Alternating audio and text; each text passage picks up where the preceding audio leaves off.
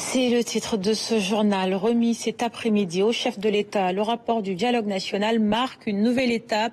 Pendant 6 jours, vous vous rappelez, politique, société civile et syndicats et citoyens ont échangé autour du système politique. Un moment fort de débat collectif, mais la suite reste à construire. Aboubakry Kane. Nous vous remettons aujourd'hui le rapport du dialogue national sur le système politique, fruit d'un labeur collectif, modeste dans sa forme, mais immense dans ce qu'il symbolise. Après le conclave auquel le président de la République Bassirou Diomaye Faye avait convié toutes les forces vives de la nation sur le système politique sénégalais, le rapport lui est remis aujourd'hui par le bureau officiel du dialogue national. Je veux saluer ici la qualité des échanges, parfois vifs, souvent intenses, mais toujours respectueux. Il a été une fois de plus démontré de la capacité de notre nation à dialoguer, écouter, construire ensemble pour répondre aux exigences de l'intérêt supérieur du Sénégal. Excellence, Monsieur le Président de la République, nous sommes ici pour remettre entre vos mains de président d'un pays béni, un souffle venu de tous les coins du Sénégal, un souffle fait de paroles échangées, de convictions parfois opposées, mais toujours animées par une même foi, celle de refonder notre démocratie sur des bases nouvelles, solides et inclusives. Ce rapport est la trace d'un moment suspendu, mais intense, où la République, dans sa diversité, a pris le temps de s'écouter elle-même. Le résultat de concertations larges et inclusives sur la marche du pays. La diversité du bureau officiel du dialogue national aujourd'hui présent à cette cérémonie témoigne clairement du caractère inclusif des échanges. Cette pluralité des membres qui comptent, des personnalités de l'opposition, de la majorité et des experts de toutes sortes a permis de riches débats, tantôt marqués par des convergences, tantôt par des divergences, mais toujours au service de notre vivre ensemble. Le thème portant sur le système politique souligne la nécessité absolue de discuter ensemble des fondements de notre modèle démocratique pour consolider et renforcer l'état de droit. Il est vrai que le champ politique est souvent le lit de divergences au gré des intérêts partisans. Toutefois, le dialogue politique avait pour vocation, au-delà des clivages, de dégager des options communes sur des sujets fondamentaux qui définissent l'avenir institutionnel de notre nation.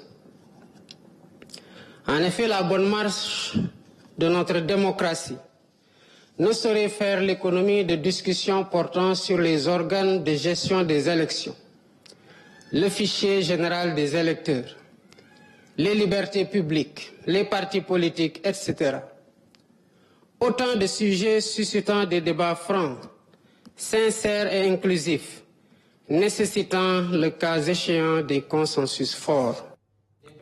Des attentes fortes et largement partagées, des désaccords assumés et des compromis sur l'essentiel qui marquent un tournant décisif pour la stabilité institutionnelle de notre pays. Je me réjouis des consensus solides sur la rationalisation des partis politiques, la réforme de la législation sur les partis politiques, la mise en œuvre de la dématérialisation du processus électoral, l'inscription permanente et automatique des primo-électeurs dans le fichier électoral au moment de l'enrôlement pour la carte nationale d'identité, la création d'une cour constitutionnelle déjà actée lors des assises sur la justice, la mise en œuvre des accords sur le bulletin unique et le vote électronique, la création d'un organe indépendant de gestion des élections.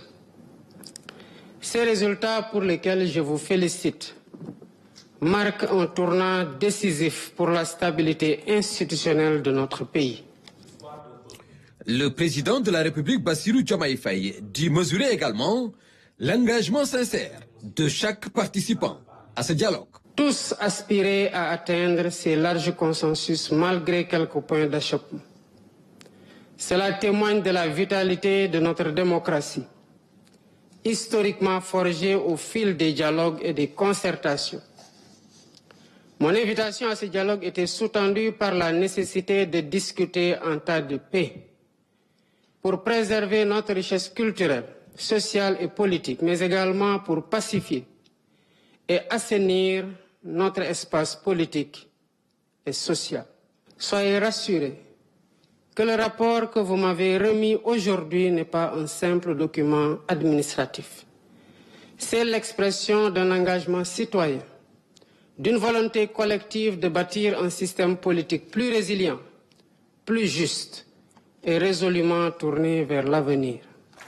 Le dialogue national de cette année s'est distingué par la qualité de ses échanges, la pluralité des voix représentées et surtout par la maturité républicaine dont les uns et les autres ont fait preuve.